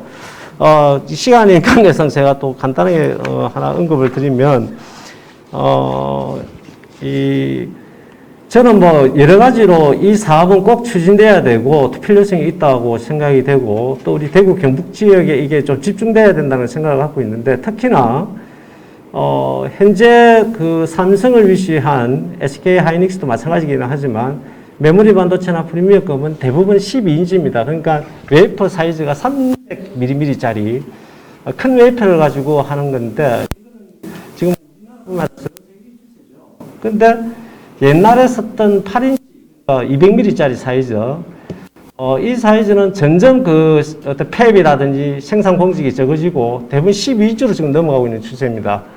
그런데 지금 우리가 관심 갖고 있는 전력 반도체 이 화합물 반도체 같은 경우는 이 8인치 사이즈에 최적화된 현재로서는 그런 공정의 기술이 주력이기 때문에 이 부분에 대한 어떤 집중은 당연한 거고 아까 부산 같은 경우는 부산 상용화센터 같은 경우는 이 SIC인데 그거는 6인치죠. 물론 이제 한 3년 됐는데 폐입이 만들어진 게 6인치도 지금 이제 8인치로 지금 돌아서고 있거든요. 그래서 부산에서 SIC 6인치가 만들어졌으니까 우리는 뭐 SIC보다는 간으로 가야 된다라는 그런 것도 좋지만 SIC에 대한 어떤 6인치 그리고 간도 마찬가지로 8인치 또 필요하다면 하고 뭐 세라믹 기술에도 뭐 얼마 전에 발표됐습니다만 관류 옥사이드 그러니까 관류 옥사이드라는 그런 소재도 있습니다. 다이아몬드뿐만 아니라 그런 부분에 대해서도 우리가 좀 집중을 해야 되지 않느냐. 물론 뭐 관류 옥사이드 같은 경우는 사이즈가 2인치밖에 안 되지만은 한 5cm밖에 안 돼요. 아주 면적이 작은 건데 예. 그래서 그런 부분도 좀 넓혀야 되지 않겠냐는 생각이 들고 이걸 우리 대구 단독으로 이렇게 뭔가 추진하는 것보다는 경북하고 같이 이렇게 엮어서 하는 게 좀 더 역량 발휘하는데 좋지 않을까라는 그런 생각이 들어서 이 정도 말씀을 올리고 혹시 나중에 질의가 들어오면은 그때 추가적인 말씀을 드리도록 하겠습니다. 예, 이상입니다. 예, 우리 실장님 좋은 말씀 많이 하셨고 그리고 또 더 많이 있는 거라고 제가 있을 거라고 제가 예측을 하지만 지금 우리 주어진 시간이 얼마 되지 않기 때문에 나중에 질의응답 플로우에서 할 때 질의를 하실 때 그때 같이 대답하면서 좀 더 코멘트를 하시면 좋겠습니다. 그 실장님 말씀으로는 지금 우리나라의 기술적인 그리고 기업적인 정책적인 지역적인 측면에서 현황이 어떤지 말씀해 주셨고 특히 K 반도체 전략이 아주 대표적인 그런 그 우리나라의 전략인데 외국에 비해서는 그렇게 규모나 이런 그 방향성에서 인상적이지 못하다. 특히 대부분이 추종형 전략이고 선두로 치고 나가는 그런 전략이 부재하지 않나 그런 말씀을 하셨습니다. 다음 패널입니다. 우리 그 김광희 그 L&D 전자 주식회사 대표이사께서는 경북대에서 반도체공학 박사학위를 받으셨고 AUK 미국 사무소 소장, 연구실장 등을 역임하셨으며 2004년에는 주식회사 프라우텍 CTO 기술 고문으로 계셨습니다. 지금은 2020년부터 지금까지 L&D 전자주식회사의 대표이사로 계시며 기타 경력도 상당히 많은데 그 중에 하나만 집어서 이야기를 하면 2013년부터 우수기술연구센터 협회 회원으로 계십니다.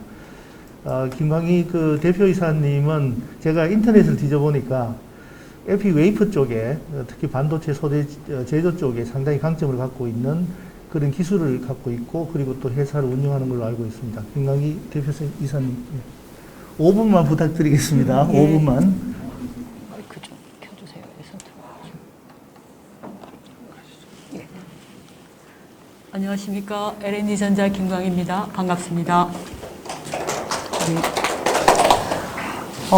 제가 아까 이정희 교수님 발표해 주신 부분에서 우리나라 그 메모리하고 비메모리 그 용어 저는 굉장히 반도체 회사의 개별 소자, 그러니까 거기 전체 반도체의 광소자하고 개별 소자가 현재 20%를 밑으로 차지하는 분야에 종사해온 사람입니다. 제가 회사에 입사해서 일을 한창 하고 있을 때 우리나라가 이제 삼성이 메모리를 본격적으로 시작한다라는 소식을 접했고 지금까지 해오고 있습니다.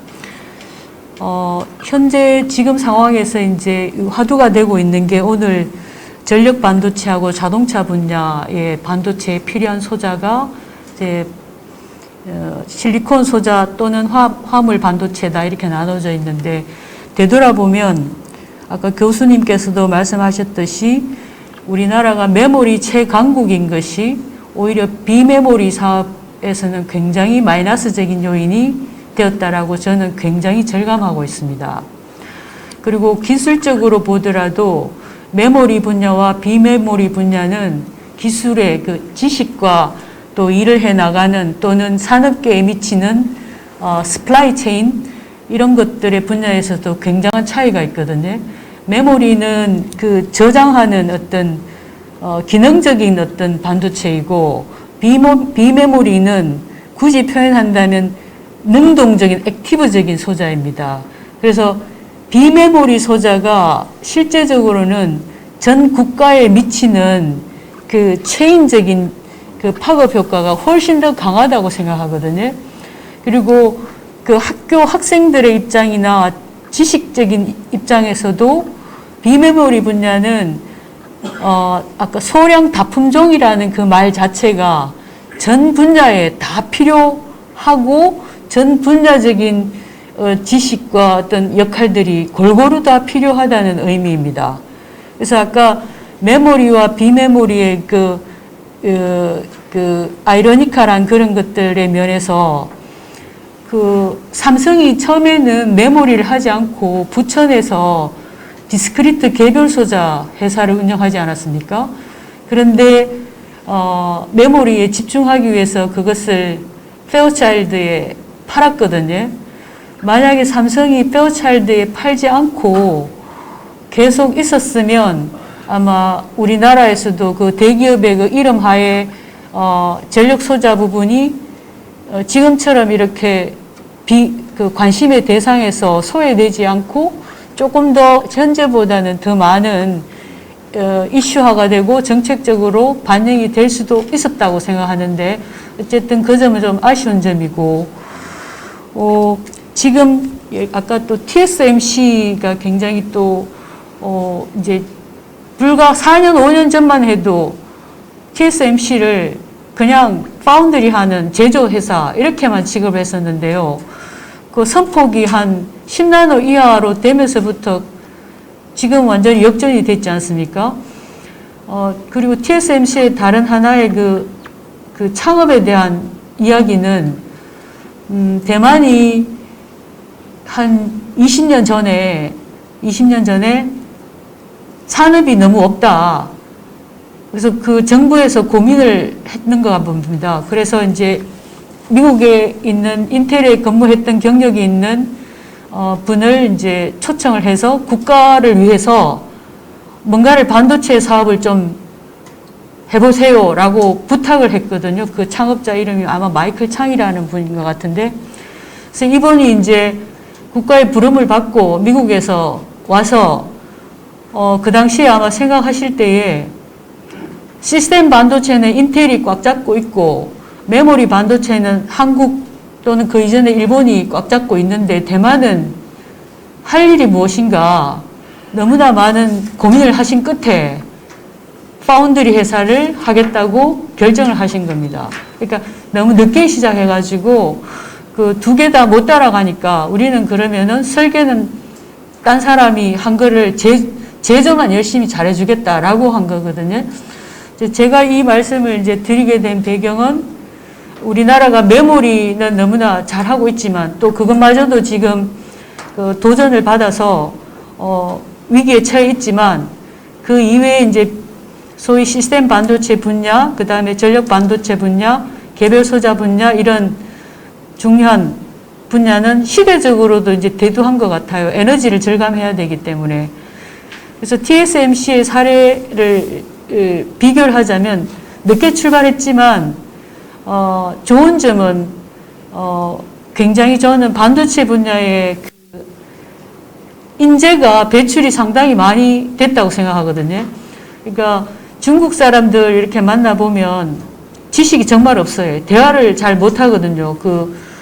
우리나라는 많은 반도체 전자공학 분야에 이제 인재들이 지금 있으니까 다시 이렇게 다 힘을 모아서 이 메모리 분야의 위기를 또 그 사람들이 하는 사람들은 또 도전을 해서 헤쳐나가고 그 다음에 시대에 필요한 에너지 절감에 필요한 비메모리 분야의 반도체 또 실리콘 전력 소자는 이미 늦었기 때문에 지금 새로 막 뒤따라가가 열심히 하는 것은 안 맞다고 생각해요.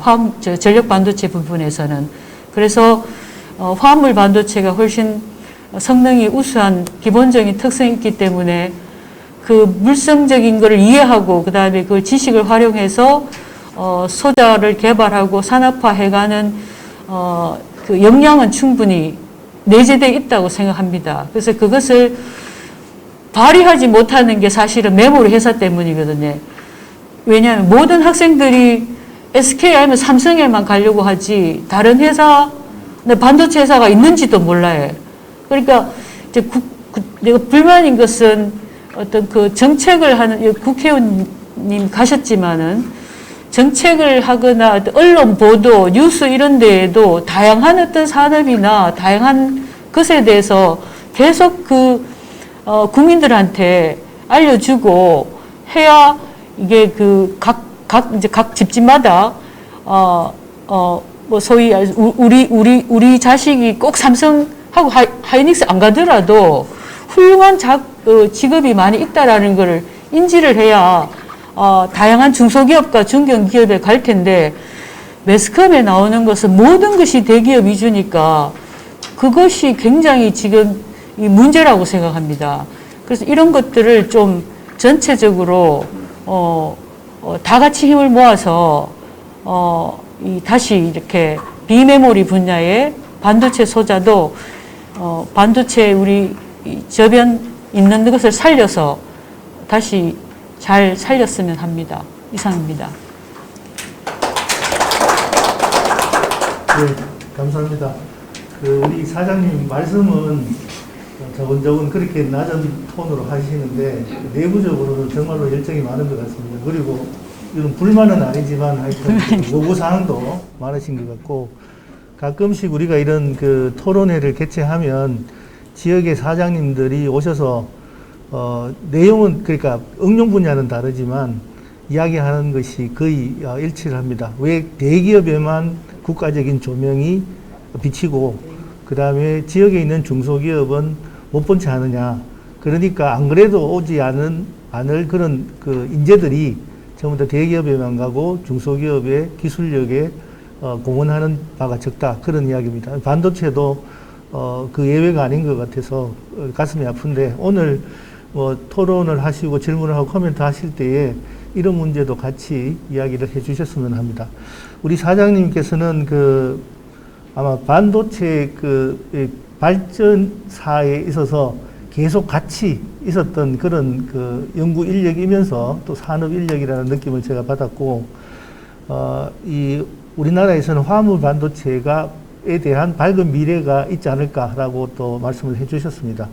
그리고 아까 이야기했지만 중소기업에 대해서 좀 더 애정을 가지고 언론이나 국가에서 좀 더 조명을 비춰서 이 졸업하는 학생들이 중소기업에도 가서도 충분히 자기 역량을 발휘해서 지역 발전이 되었으면 좋겠다. 그런 말씀을 하셨습니다.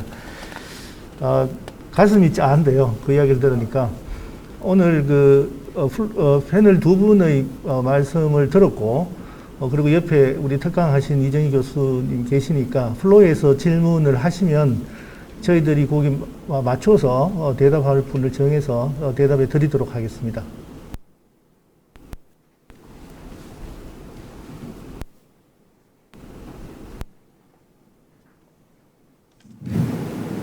예, 훌륭한 발제와 토론이 진행되는 이 행사에 참석하게 돼서 큰 영광입니다. 저는 경제학교에 근무하고 있는 최명재라고 합니다. 제가 오늘 들으면서 두 가지를 제가 부족한 지식을 채우고 싶습니다.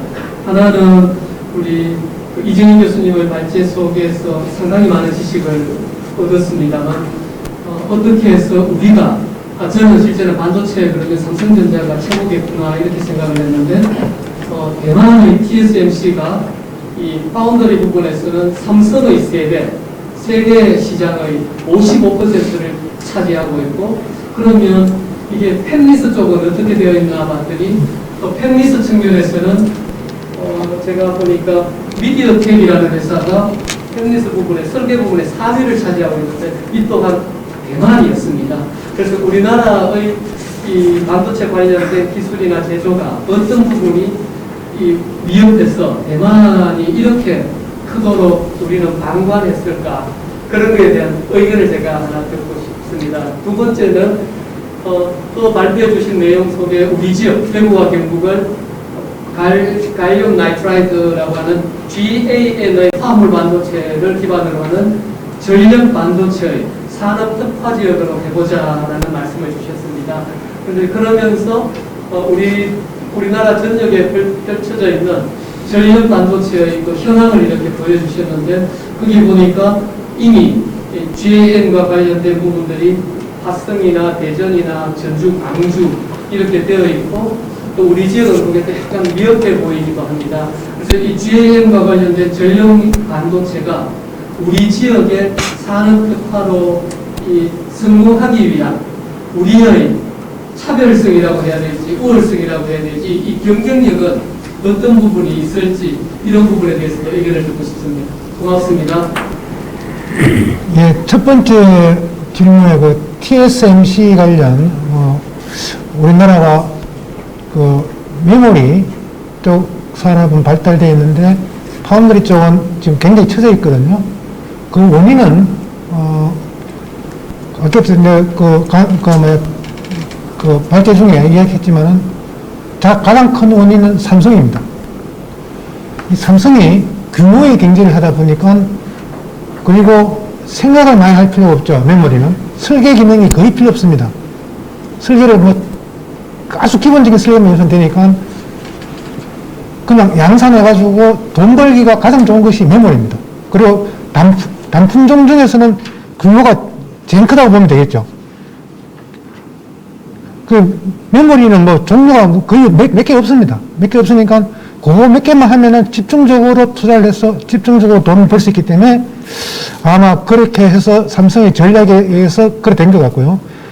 만약에 우리가 그걸 갖다가 좀 더, 아까 우리 김강희 사장님 얘기했지만 옛날에 부천에 삼성의 처음에는 비메모리 사업을 먼저 시작했습니다. 먼저 시작했는데 그 공장을 페어차일드에 팔았거든요. 근데 그 페어차일드가 지금 뭐냐 그러면 아까 이거 자료에 넣었지만 온셈이 있죠. 온셈이 하는 회사의 전신입니다. 온셈이가 지금 그 전력 반도체에서는 세계에서 두 번째예요.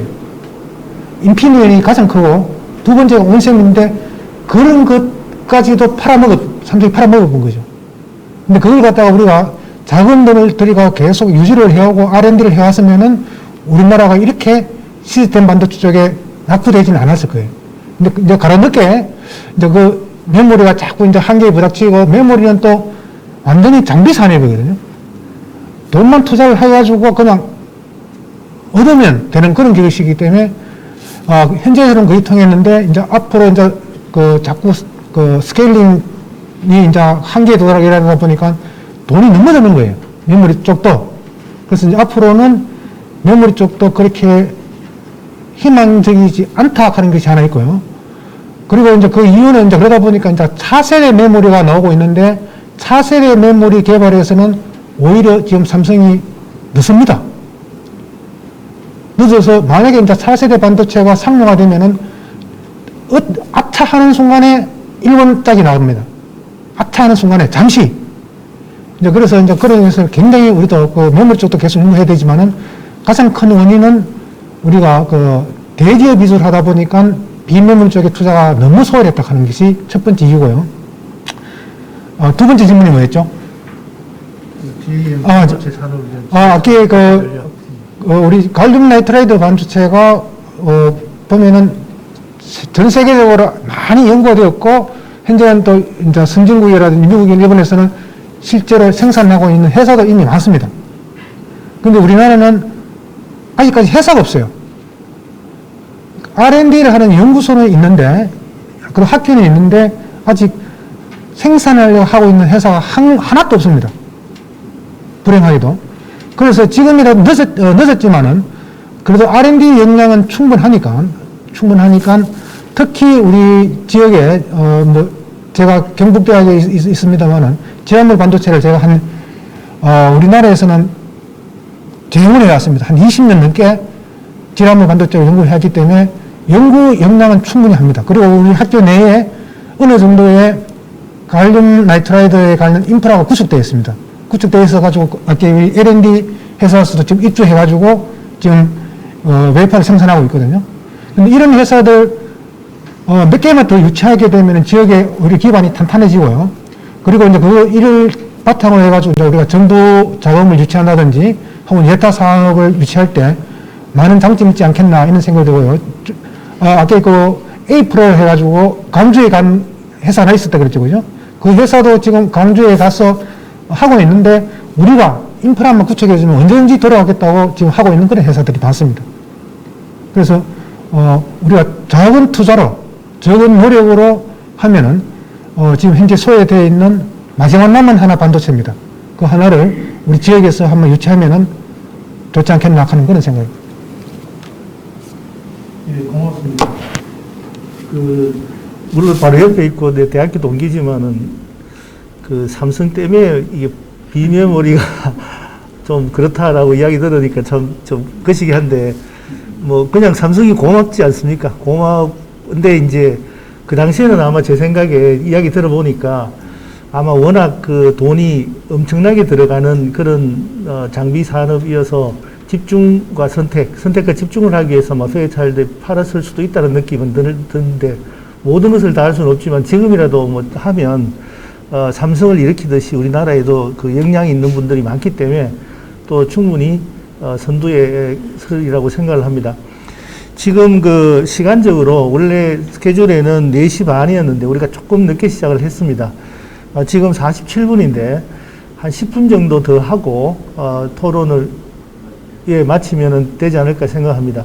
아까 우리 최 교수님이 질문하신 게 오늘 아마 플로에서 질문할 아주 대표적인 질문이었다고 생각하기 때문에 우리 패널 두 분께서 혹시 첨언하실 게 있으면 2분씩만 절대로 2분씩입니다. 2분씩만. 시계라면 아까 두 번째 질문에 대해서의 간 소자 아까 이제 이 실장님은 SRC 이제 웨이퍼 사이즈를 중시하시는 의견을 가지고 계신 것 같은데 간 소자는 오늘의 주자가 전략 소자이기 때문에 전략 쪽만 말씀을 드렸는데 간은 아까 물성표에서 보셨듯이 주파수 특성은 SRC가 절대로 못 따라오는 분야이고 간이 미국에서 먼저 이 전자소자를 하게 된 계기가 갈륨 알시나이드 주파수가 높은 소자를 간으로 무기에서 가장 먼저 바꿨거든요. 20년 전에.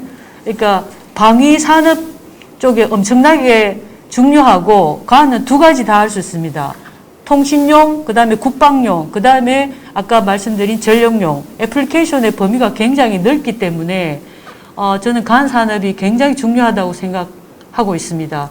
그리고 SRC가 지금은 막 이슈가 더 되는 것은 블루 LED 간이 전 세계 이제 기술을 이제 보급을 했기 때문에 좀 늦게 그 다음에 전자소자를 했기 때문인데 기본 물성 특성은 어쨌든 애플리케이션이 넓어서 훨씬 더 미래에 더 가치가 있는 것이 간입니다. 예. 제가 좀 아까 그 강lang한 부분이 있었는데 아까 전력응용 반도체만 이야기하다 보니까 우리 지금 김 사장님 하는 이야기가 보통 우리 RF 소자라 그러죠, 그죠? 고주파 소자라 그러는데 지금 그 군사용으로 쓰이는 레이더에는 지금 옛날에는 전부 다 갈륨 아세나이드 소자 쓰였는데 지금 뭐 전부 다 갈륨 나이트라이드 다 바뀌고 있습니다. 이 갈륨 나이트라이드는 주파수도 높으면서 고전력을 낼 수 있기 때문에 그 레이더의 기본 성능은 주파수하고 얼마만큼 출력을 많이 내느냐 아니면 그것이 중요한 거거든요. 그래서 갈륨 나이트라이드 소자가 갈륨 아세나이드 소자보다 출력이 한 10배 정도 큽니다. 그래서 모든 레이더 시스템에 지금 갈륨 나이트라이드 다 바뀌고 있고요. 요새 뉴스에 보면은 A사 레이더 하는 말 많이 들어보셨죠? 그게 전부 갈륨 나이트라이드입니다. 능동 해가지고 그 레이더 추적하는 거. 그리고 군사용뿐만 아니고 지금 이제 5세대 이동통신하고 6세대 이동통신이 가면은 갈륨 나이트라이드 안 하고는 그 전폭 소자를 만들 수가 없습니다. 고출력을 요구하기 때문에 고주파면서 그 주파수가 한 28기가 또 6세대 들어가면 주파수가 더 높아지게 있습니다만은 갈륨 아세나이드는 만들 수가 없어요. 그래서 갈륨 나이트라이드가 앞으로 군사용뿐만 아니고 RF 소자로서도 통신용 소자에서도 굉장히 중요한 재료가 됩니다.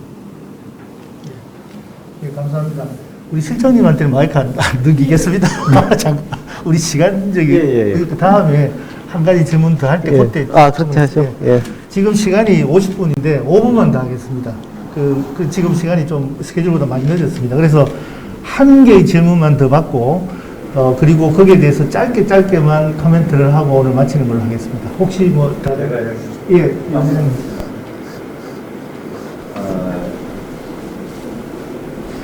오늘 우리가 이게 지역 현안 토론이거든요. 사실은요. 이제 뭐 주제는 반도체 이런 건데 제가 이 토론회를 오늘 준비한 것은 아까 이 교수님 잠깐 말씀하셨지만은 뭐 갈륨 나이트라이드가 뭐 하는데 나는 이게 지역 우리 자동차 부품 회사들이 차량용 뭐 전력 반도체든 뭐든 간에 소량 납품되어 그러니까 이걸 어떻게 L&D 회사처럼 이걸 어떻게 좀 만들어가지고 우리 대구의 자동차 산업에 좀 도움이 될 수 있을 건지 이런 말씀을 좀 듣고 싶습니다.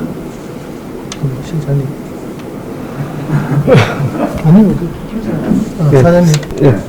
혹시 자동차 부품 쪽 자동차 부품 쪽 힘들어하는 게 전부 다 그죠? 마침 제가 저희 회사가 창업 초기라서 지금 투자를 좀 받으려고 애를 쓰고 있는 와중에 있습니다. 그래서 지난 수요일 날 성소공단에 있는 현대코퍼레이션이라는 자동차용 고무를 만드는 회사에 가서 회사 소개를 하고 왔습니다. 그 회사는 회사 자체는 뭐 매출은 괜찮은데 앞으로 계속 이제 더 훌륭한 회사를 만들기 위해서 그 대표께서 고심을 많이 하고 계시더라고요. 그래서 제가 아까 간 소자 쪽에 응용처를 설명을 드렸더니 좀 엄청 관심을 많이 가지고 계세요. 그러니까 이제 아시는 걸 지금 현재 자동차 산업 자체는 약간 구시대적인 거다. 세련된 사업의 자동차 산업으로 바꾸고 싶어 하시는데 어떻게 해야 되는지를 모르시더라고요. 그리고 그분들은 각자 자기 부품을 하시는데 열중하시다 보니까 오늘 저희들이 발표된 이 내용에 대해서 자동차 안에 어떤 반도체가 왜 바뀌어야 되는지 이런 걸 전혀 모르고 계실 겁니다. 그래서 반드시 꼭 필요하다라는 거를 그분들한테 많이 알려드릴 필요가 있고, 그분들이 이제 이 패러다임이 바뀐다는 걸, 왜 바뀌고 내용이 뭐다라는 거를 알려드리고, 이익이 있는 그것을, 이익이 있는 분야를 이 새 사업 분야로 진입을 할 수 있도록 안내를 해드려야 될 것 같아요. 그런, 시나 이렇게 자체에서, 그냥 회사에 맡겨두고 전기 자동차로 바뀐다 이것만 해갖고는 그분들이 하실 수 있는 일이 별로 없는 것 같아요. 그러니까 저는 지금 오늘 주제가 지역 자동차 이 사업에 반드시 필요하고 같이 이렇게 공감해가면서 같이 나아가야 되는 그런 대화의 장이랄까 이런 것들이 많이 만들어져야 된다고 생각합니다. 저희 그 자동차 쪽에는 AI 반도체나 뭐 센서 같은 것들이 많이 들어가지 않습니까? 굉장히 많죠. 예. 제가 아까 시간에서 말씀을 많이 못 드렸는데, 아까 제가 테슬라 얘기를 잠깐 했었죠, 그죠? 테슬라 얘기를 잠깐 했었는데, 테슬라가 왜 그렇게 부가가치가 크냐? 테슬라 자동차 자체는 보면은 뭐 별 차이 없습니다. 근데 그 테슬라에 대한 자율주행에 이제 그거 보면은 우리가 자율주행 하면은 이제 5단계까지 있는데 지금 테슬라의 자율주행이 2.5단계 정도 됩니다. 2.5단계 정도 되는데 거기에서는 뭐만 이용하면 테슬라의 자율주행은 비전만 이용합니다. 즉 카메라, 뭐 다른 뭐 자율주행처럼 뭐 레이더 쓰고 라이더 쓰고 이런 거 없습니다. 그 카메라만 써가지고 하는데 왜 카메라만 쓰느냐? 그 일론 머스크의 생각은 사람 눈이 카메라하고 뭐가 다르냐 이거죠. 사람 눈만 있으면 우리 운전 다 할 수 있는데 왜 레이더가 필요하냐 이거죠. 왜 라이더가 필요하냐 이거죠. 그 비싸잖아요. 카메라는 8개 달아봐야 돈은 뭐 100만 원도 안 해요. 또 그런 시스템을 이용해서 그러면 그 훈련을 시켜야 돼요. 소프트웨어를 만들어야 되는데 그 훈련을 누가 시키느냐 하면 AI 컴퓨터가 그 훈련을 시켜요. 그 소프트웨어에 시키는데 그 AI에 들어가는 컴퓨터에 들어가는 칩이 AI 반도체입니다. AI 반도체가 그런 굉장히 고성능의 설계를 요구하게 되고요. 그리고 테슬라에서 쓰고 있는 그 슈퍼컴퓨터, AI 슈퍼컴퓨터가 이름이 도족하는 슈퍼컴퓨터인데 우리 보통 이제 슈퍼컴퓨터 하면 지난번에 그 이세돌이하고 바둑돈 알파고에 비하면, 알파고는 거기에 비하면 이제 저 밑에 3살 먹은 애밖에 안 됩니다. 그만큼 성능이 우수해져 있는 슈퍼컴퓨터예요. 그래서 카메라만 이용해가지고 훈련을 시켜가지고 만드는 그런, 자율주행 그거거든요. 그러니까 자율주행에 들어가는 그 모든 카메라 모듈이라든지 또 거기 디텍터하는 어떤 그런 시스템, 이런 것들이 전부 보면 전기자동차하고 자율주행에 관련된 그런 부품들이죠. 그 제가 듣기로는 삼성 전기의 카메라가 아마 그 테슬라에 거기에 아마 공급하고 있는 걸로 알고 있습니다. 그걸 한 예를 들은. 말씀하자면 끝이 없다. 네. 지금 시간이 너무 많이 돼서 플로에 계신 질문이 많으실 거라고 생각이 되지만 그런 질문들은 나중에 적어서 주시면 우리 그 과총 사무실에서 여기 있는 회원이나 이정희 교수님께서 다시 피드백 드리도록 하겠습니다. 오늘 그 시간에 쫓겨서 두서없이 저희들이 패널을 운영을 했는데 너그러 용서해 주시고 이걸로 우리 전력 반도체에 관련된 패널 토론 마치도록 하겠습니다. 감사합니다.